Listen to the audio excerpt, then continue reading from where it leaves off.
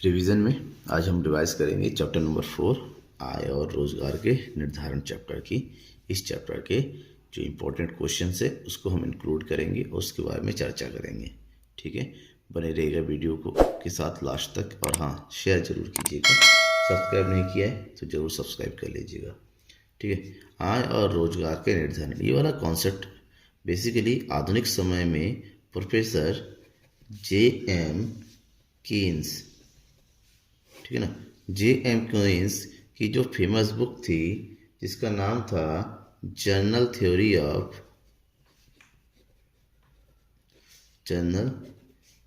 Of employment, interest and money. इस book में उन्होंने जो है उस समय जो है 1936 में पूरे विश्व में जो महामंदी आई थी उस महामंदी को उससे उबरने के लिए कॉन्सेप्ट दिया था। और इस कॉन्सेप्ट में उन्होंने ADNAS के बारे में बताया, यानी कि सामूहिक मांग और सामूहिक पूर्ति के बारे में बताया कि किस तरह से सामूहिक मांग सामूहिक पूर्ति के द्वारा जो है देश में जो मंदी की समस्या को दूर किया जा सकता है, दोबारा जो संतुलन की स्थिति लाया जा सकता है। तो AD और AS से में उन्होंने जो सबसे पहला कॉन्सेप्ट है जो हमें पढ़ना एग्जाम में के लिए, वो है प्रभावपूर्ण मांग या फिर प्रभावी मांग, इफेक्टिव डिमांड किसे कहते हैं, या फिर यूं कहें ये वाला पॉइंट क्या है, संतुलित रोजगार स्तर का निर्धारण कैसे होता है। ठीक है, तो प्रोफेसर कीन्स के अनुसार, क्योंकि कॉन्सेप्ट जो है प्रोफेसर कीन्स था, तो प्रोफेसर कीन्स ने कहा कि किसी भी देश में संतुलित रोजगार स्तर या फिर आय स्तर, जिसको हम क्या कहेंगे, प्रभावी मांग, यह उस बिंदु पर निर्धारित होता है जिस बिंदु पर किसी भी अर्थव्यवस्था की कुल मांग, जिसको सामूहिक मांग कहते हैं, और कुल पूर्ति, जिसको हम सामूहिक पूर्ति भी कहते हैं, आपस में क्या हो जाए, बराबर हो जाए। इसका मतलब यही हुआ कि यहाँ पर कुल मांग जिसको हम AD के रूप में शो करते हैं, कुल पूर्ति जिसको AS के रूप में शो करते हैं, जहाँ पर दोनों आपस में बराबर होगा उस बिंदु को हम क्या कह देंगे, प्रभावी मांग का बिंदु कहेंगे। ठीक है, इसको हम ग्राफिकल रूप में इस तरह से शो करते हैं, ये हो गया X, ये हो गया Y, यहाँ पर हम दिखाएंगे आय या उत्पादन या रोजगार। ठीक है ना, सब एक ही जैसा होता है। और यहाँ दिखाएंगे हम ADNAS। AD का मतलब पता है ना, सामूहिक मांग, और AS का मतलब सामूहिक पूर्ति। सामूहिक पूर्ति हमेशा ऊपर की ओर बढ़ती रहती है और 45 डिग्री पे बनता है, ये हो गया AS। और सामूहिक मांग इस तरह से होता है। यहाँ पर सामूहिक मांग कभी जीरो नहीं हो सकता, क्योंकि लोगों की मांग जो होता है कभी ख़त्म नहीं हो सकती, जीरो नहीं हो सकती। तो जिस बिंदु पर ये दोनों बराबर होता है, ये वाला बिंदु E, इसको बोलेंगे संतुलन स्तर, क्योंकि इस बिंदु पर हमारा AD और AS दोनों क्या है, बराबर है।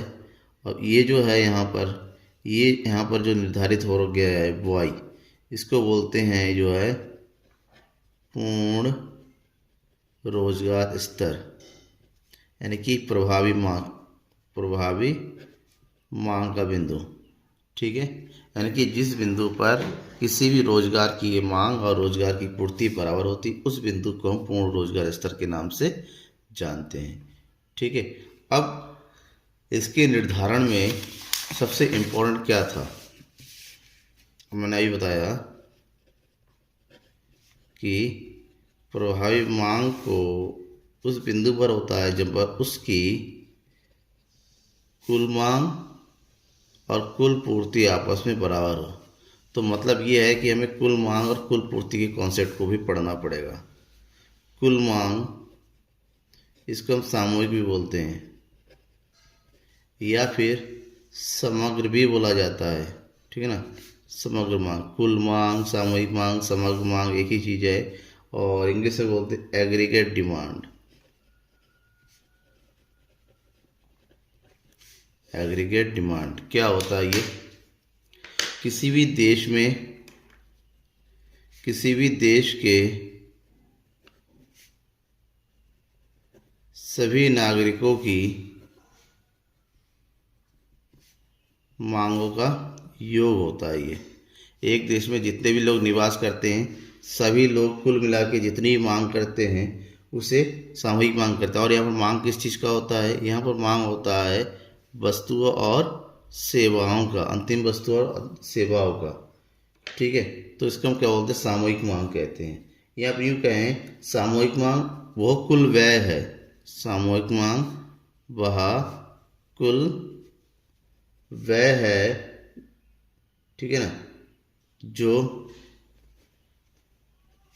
एक देश के निवासी आय के दिए हुए स्तर पर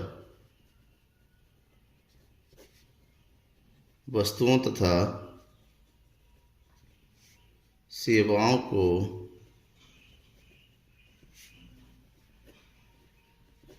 खरीदने के लिए खर्च करते हैं। ठीक है, अब लोगों का जो व्यय होता है वो दो प्रकार से होता है। एक होता है उपभोग व्यय और दूसरा होता है निवेश व्यय। इसका मतलब ये हुआ कि यहाँ पर जो हमारा जो सामूहिक मांग है, वो सामूहिक मांग ये होगा उपभोग व्यय और निवेश व्यय का टोटल। इसको शॉर्टकट में कहते हैं एडी इक्वल टू उपभोग व्यय यानी कि सी और निवेश व्यय यानी कि आई। एडी हमेशा सी और आई के बराबर होता है। इसी को अगर हम ग्राफिकल रूप में रिप्रेजेंट करें कि आय के विभिन्न स्तरों पर, यहाँ पर होगी आय को हम वाई से शो करते हैं। आई होगी 0, 20, 40, 60, 80, 100, 120। यहाँ पर हो गया उपभोग सी, यहाँ पर हो गया निवेश जिसको आई बोलते हैं, और इन दोनों का टोटल हो गया एडी यानी कि सी प्लस आई। ठीक है, आप सबको पता है कि आय आप करें या ना करें, आपकी इनकम हो या ना हो, फर्क नहीं पड़ता, बट आपकी खर्चे जरूर होंगे। ठीक है ना, तो मान लीजिए खर्चे हमारे 40 से शुरू होता है, 40, और ये कांस्टेंट बढ़ता रहता है अर्थमेटिकली, 60, 70, 80, 90, 100। और निवेश अर्थव्यवस्था में हमेशा एक समान बना रहता है। अगर स्वतंत्र निवेश की बात करें तो दैट यू 40, 40, 40, 40, 40 एंड 40। तो यहाँ पर एडी जो है 40 और 40 कितना हो गया? 80, 90, 100, 110, 120, 130, 140, यानी कि आय से ज़्यादा इनकम है। लेकिन जैसे जैसे आय हमारी बढ़ती चली जाएगी, इसके आगे आय में और भी ज़्यादा वृद्धि अगर होती है तो एक ऐसा स्तर होता है जहाँ पर हमारी आय ज़्यादा हो जाती है। किससे? व्यय से। ठीक है, जैसे यहाँ पर हो गया 100, 110, 120, 130, 40, 40, 40, ये हो गया 150, 160 और 170। यहाँ पर हमारी आय ज़्यादा हो जाती है। ठीक है, तो ये हो गया हमारा आय के स्तर पे व्यय कितना होता है। कुल व्यय की बात करें, कुल व्यय यानी कि कुल मांग। अब इसी को हम जो है ग्राफ में शो करेंगे, जिसको सामूहिक मांग का ग्राफिकल रिप्रेजेंटेशन कहते हैं। क्योंकि हमारा निवेश एक समान रहता है तो निवेश जो है हम इस तरह से बनाएंगे। ये हो गया हमारा आय। और जैसे कि आपने देखा कि उपभोग व्यय जो होता है हमेशा जो है एक निश्चित स्तर से शुरू होता है, 0 से भी कुछ खर्च होता है। 40 हम यूँ मान के चलते हैं कि जो कुल व्यय है वो जहाँ पर निवेश होती है वहीं से खर्च होना शुरू हो जाता है। ये हो गया व्यय। अब इन दोनों का जो टोटल होता है सी प्लस आई का टोटल, वो ऊपर से शुरू होगा यानी कि यहाँ से। ये हो गया हमारा एडी, जो कि सी और आई का क्या होता है? कुल योग होता है। ठीक है ना। दूसरा होता है कुल मांग के घटक। कुल मांग के घटक को बाजार की श्रेणियों के आधार पर दे सकते हैं। कुल मांग की घटक की बात करें तो यहाँ पर होगी, एक है बंद अर्थव्यवस्था में और दूसरा है खुली अर्थव्यवस्था में, यानी ओपन इकोनॉमी में। अगर बंद अर्थव्यवस्था करें कि कुल मांग के दो ही घटक है, कौन का, एक होता है उपभोग व्यय और दूसरा होता है निवेश व्यय। जबकि खुली अर्थव्यवस्था में कुल मांग के चार प्रमुख घटक होते हैं, एक होता है सी, दूसरा होता है आई, तीसरा है गवर्नमेंट, चौथा है शेष विश्व, यानी कि नेट एक्सपोर्ट एंड इंपोर्ट। इन तीनों का टोटल एडी होता है। That means AD equal to हो जाएगा आपका C plus I plus G plus X M, यानी कि शुद्ध निर्यात। जबकि बंद अर्थव्यवस्था में एडी इक्वल टू होता है सी प्लस आई। ये तो हो गया सामूहिक मांग का कॉन्सेप्ट। सामूहिक मांग के बाद आता है सामूहिक पूर्ति, एग्रीगेट सप्लाई।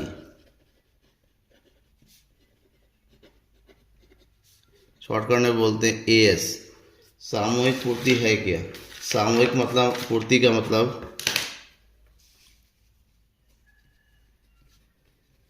देश के सभी उत्पादकों द्वारा की गई कुल पूर्ति या कुल उत्पादन को हम सामूहिक पूर्ति कहते हैं। आपको ध्यान में ये रखना है कि सभी उत्पादकों द्वारा की गई कुल पूर्ति, और उन कुल पूर्ति का जो ए होता है आपने ऑलरेडी पढ़ रखा है, इसी को हम क्या कहते हैं? सकल घरेलू उत्पाद भी कहते हैं। इसका मतलब ये जो होता है आय के बराबर होता है। इसका मतलब ये होता है किसी भी राष्ट्र का सामूहिक पूर्ति उस राष्ट्र के आय के बराबर होती है। इसका मतलब यहाँ पर ये होगा एएस इक्वल टू वाई होता है। ठीक है। और अगर हम सामूहिक पूर्ति घटकों की बात करें तो सामूहिक पूर्ति के दो घटक हैं यहाँ पर। एक होता है आपका उपभोग व्यय और दूसरा होता है बचत, यानी कि एस, बचत और उपभोग। आप कहेंगे उपभोग क्यों आया? भाई लोग उपभोग करेंगे तभी तो व्यय करेंगे, और व्यय करेंगे तभी उत्पादन करेंगे, इसलिए उपभोग व्यय यहाँ शामिल होता है। साथ ही साथ लोगों द्वारा किया गया बचत। That means S equal to क्या हो जाएगा? सी प्लस एस हो जाता है, यानी कि उपभोग प्लस बचत का योग होता है सामूहिक पूर्ति। और सामूहिक पूर्ति को हम ग्राफिकल रूप में देखें, ठीक है, ये होता है आय स्तर, दैट इज 0, 20, 40, 60, 80, 100, 120, 140, 160, 180। ये हो गया सी। अब जैसे मैंने बताया था 40, 50, 60, 70, 80, 90, 100, 110 ऑटोमेटिकली रूप से बढ़ता है 120, 130। एस, ठीक है, एस का मतलब सेविंग। आय में से व्यय खत्म होने के बाद जो बचता है कि एस इक्वल टू क्या होता है? वाई माइनस सी। तो वाई 0 है और कंजप्शन हमारा कितना है? उपभोग कितना है? 40। तो सेविंग कितना हो गया? -40। इधर कितना हो गया? -30, -20, -10, 0, 10, 20, 30, 40, 50, यानी कि सेविंग माइनस से शुरू होता है। अब हमें पता है कि ए एस इक्वल टू क्या होता है? C plus I S. तो 40 में से 40 गया, 0, 20, 40, 60, 80, 100, 120, 140, 160, 180। तो यहाँ पर क्या है? वाई और ए एस दोनों आपस में बराबर है, इसीलिए इसको जब ग्राफिकल रूप में रिप्रेजेंट करेंगे, ये 0 से होती हुई ये ऊपर की ओर 60 डिग्री के एंगल पे, 45 डिग्री के एंगल पे बनता हुआ एक सीधी रेखा होती है ए एस। ठीक है। अब इसके बाद इस चैप्टर का जो अगला कॉन्सेप्ट है जो पढ़ना है, तो सबसे ज़्यादा इंपॉर्टेंट यूँ क्या है कि इससे रिलेटेड एग्जाम में क्वेश्चन आएगा ही आएगा, आपको पढ़ना पड़ेगा। वो है आपका उपभोग फलन, ठीक है, कंजप्शन फंक्शन जिसको बोलते हैं उपभोग फलन। उपभोग का मतलब क्या है ना, सबसे पहले उपभोग का मतलब पढ़ लेते हैं। उपभोग क्या होता है? उपभोग का मतलब होता है आय का वह भाग, आय का वह भाग जिसे किसी वस्तु और सेवाओं पर क्या किया जाता है, व्यय किया जाता है, उसे उपभोग कहते हैं। और इसका मतलब उपभोग का फलन क्या होता है, आय और उपभोग के बीच जो संबंध होता है उस संबंध को उपभोग फलन कहते हैं। ठीक है ना, आय और उपभोग के बीच संबंध को हम उपभोग फलन कहते हैं। इसका मतलब C equal to the function of y। ठीक है ना, फंक्शन ऑफ y मतलब उपभोग जो है आय का एक फलन होता है, उपभोग आय पर निर्भर करता है। इसके बाद उपभोग फलन के बाद हम पढ़ेंगे उपभोग प्रवृत्ति। उपभोग प्रवृत्ति क्या है, प्रोपेंसिटी टू कंज्यूम बोला जाता है इसको, प्रोपेंसिटी टू कंज्यूम। क्या होता है, उपभोग प्रवृत्ति ये बताता है आय में होने वाले परिवर्तन से उपभोग में होने वाले परिवर्तन का अनुपात उपभोग प्रवृत्ति कहलाता है। ठीक है ना, इसका मतलब ये हुआ कि आय में जितना परिवर्तन होता है व्यय उपभोग में जो भी परिवर्तन होता है उसके बीच का जो रेशियो होता है उसे उपभोग प्रवृत्ति कहते हैं। और उपभोग प्रवृत्ति के दो प्रकार होते हैं, उपभोग प्रवृत्ति।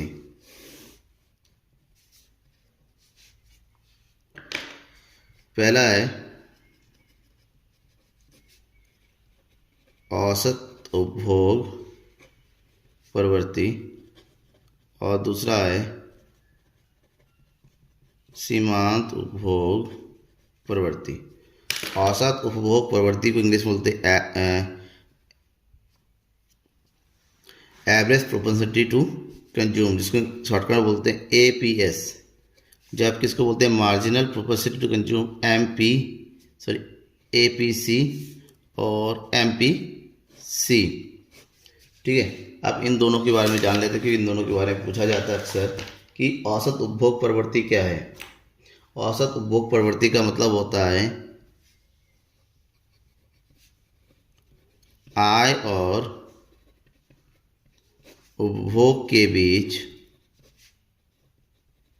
अनुपात को औसत उपभोग प्रवृत्ति कहते हैं। कि आय औसत उपभोग प्रवृत्ति ये बताता है कि आय और उपभोग के बीच में क्या संबंध है।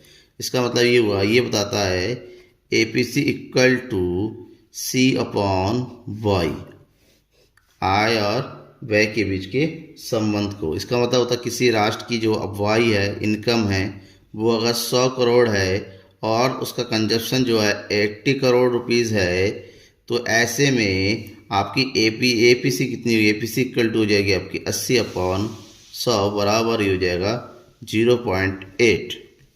वहीं पर सीमांत उपभोग प्रवृत्ति क्या है, सीमांत उपभोग प्रवृत्ति ये बताता है आय में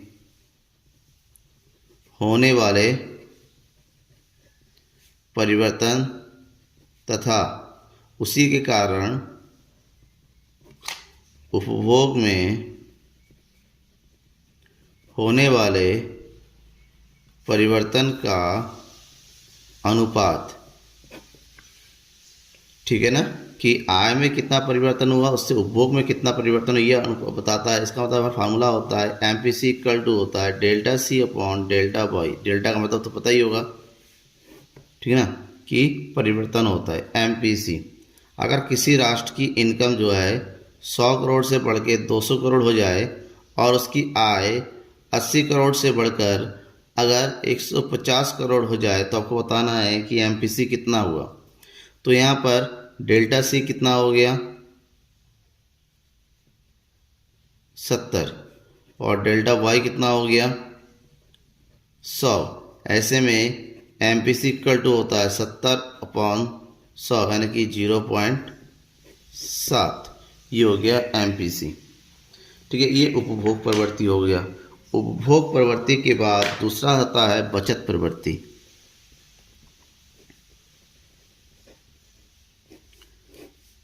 प्रोपेंसिटी टू सेव।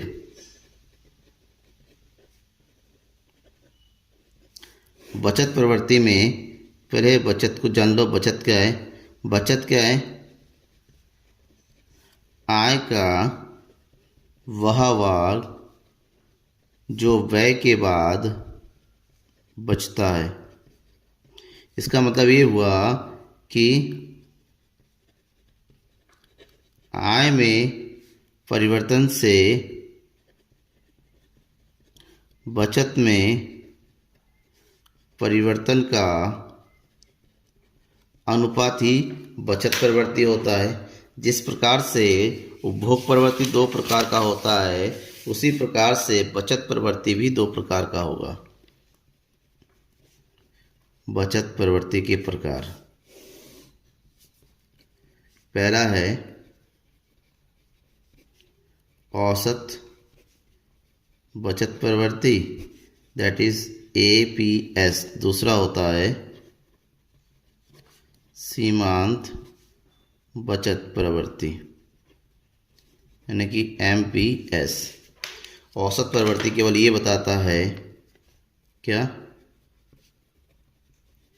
आय और बचत में अनुपात को बताता है। नॉर्मली आय कितना है और बचत कितना है, यानी कि यहाँ पर हो गया A+PS equal to S upon Y.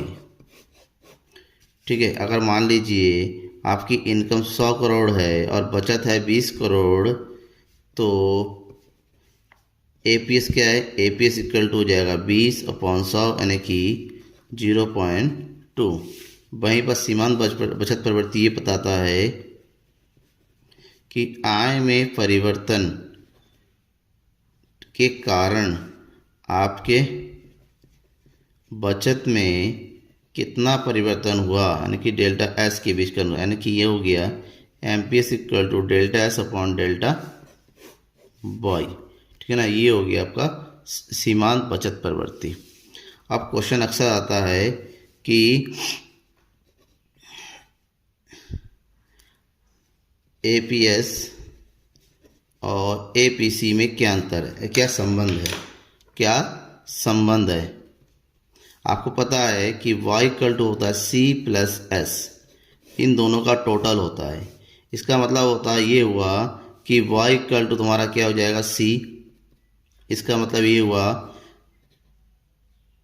और S, तो इन दोनों से हमारा सब C और S दोनों बराबर हो गया। इसका मतलब ये हुआ कि हमारा जो APS है, ठीक है, और दूसरा होता है APC है, इन दोनों का टोटल भी y के बराबर होगा, यानी कि y यहाँ पर मतलब किसके? 1 के बराबर होगा। ठीक है ना, तो इसको फार्मूला के अगर हम देखें तो यहाँ पर C के अकॉर्डिंग देखिए APS का फार्मूला क्या होता है? APS इक्वल टू होता है S अपॉन y और APC इक्वल टू होता है C अपॉन y। ठीक है, तो दैट्स वाई यहाँ पर क्या हो गया? S upon Y plus C upon Y, दोनों में y कॉमन है, इधर हो गया S प्लस वाई, इधर हो गया 1, तो y इधर हो गया y अपॉन वाई, तो y से y कट गया तो कितना बचेगा? 1 equal to S plus Y, यानी कि इन दोनों का टोटल हमेशा S प्लस C हमेशा जो है 1 के बराबर होगा। दूसरी तरफ आता है कि MPC और MPS में क्या संबंध है। यहाँ पर MPC और MPS का टोटल भी हमेशा 1 के बराबर होगा। जब इन दोनों का टोटल 1 के बराबर हुआ, इसका मतलब अगर कोई भी चीज़ निकालना है, अगर MPS निकालना है तो 1 में से MPC को माइनस करेंगे, वहीं पर MPC निकालना है 1 में से MPS माइनस करेंगे। कहीं पर पूछा जाता है अगर MPS गिवन है 0.25, तो आप बताइए कि MPC कितना होगा। शॉर्टकट में पूछा था MCQs में, तो यहाँ पर MPC इक्वल टू होगा 1 माइनस 0.25 यानी कि 0.75।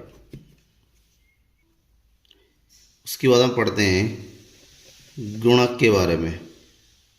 ठीक है, मल्टीप्लायर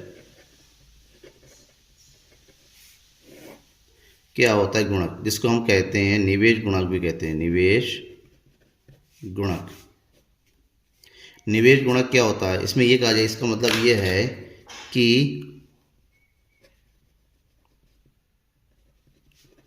अर्थव्यवस्था में किए गए निवेश की तुलना में आय में कई गुना अधिक वृद्धि होती है। यानी कि एक अर्थव्यवस्था में जितना निवेश करेंगे उसकी तुलना में आय में कई गुना अधिक वृद्धि होती है। और कई गुना अधिक वृद्धि होती है, इसी को हम जो है प्रोफेसर कीन्स के अनुसार निवेश गुणक कहते हैं, जिसको शो किया जाता है के में। मतलब यहाँ पर ये हुआ कि के इक्वल टू क्या हो जाएगा, के इक्वल टू आपका हो जाएगा delta Y upon delta I. यानी कि निवेश में होने वाले परिवर्तन से आय में कितना परिवर्तन हुआ वही के होता है, यानी कि वही गुणक होता है। ठीक है। फॉर एग्जांपल एक अर्थव्यवस्था में जो है 100 करोड़ का अतिरिक्त निवेश किया गया, जिससे उस अर्थव्यवस्था में 500 करोड़ रुपए की आय में वृद्धि हुई, तो के इक्वल टू कितना हो जाएगा 500/100 यानी कि 5 के। दूसरा क्वेश्चन आता है कि गुणक में और एमपीसी सीमांत उपभोग प्रवृत्ति में क्या संबंध है। तो गुणक और सीमांत उपभोग प्रवृत्ति में हमेशा प्रत्यक्ष संबंध होता है। ठीक है ना, प्रत्यक्ष संबंध होता है। इसका मतलब होता है कि एमपीसी जितना ज़्यादा होता है गुणक भी उतना ही ज़्यादा होगा। इसका मतलब ये हुआ कि के इक्वल टू फार्मूला बनता है 1/1 माइनस एमपीसी गुणक का। ठीक है। अब कैसे ये समझ लेते हैं। अगर आपको पास दिया हो कि एमपीसी बराबर 0.80 है, तो बताइए के कितना होगा। तो यहाँ पर गुणक का मान कितना हो जाएगा, तो के का फार्मूला बताया 1 माइनस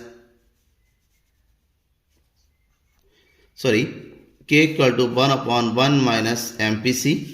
तो यहाँ पर 1/1 माइनस एमपीसी कितना है 0.8, तो ये हो गया 1/0.20, ये हो गया पॉइंट हटा दिया 2 0 बढ़ाया, दैट इज 5।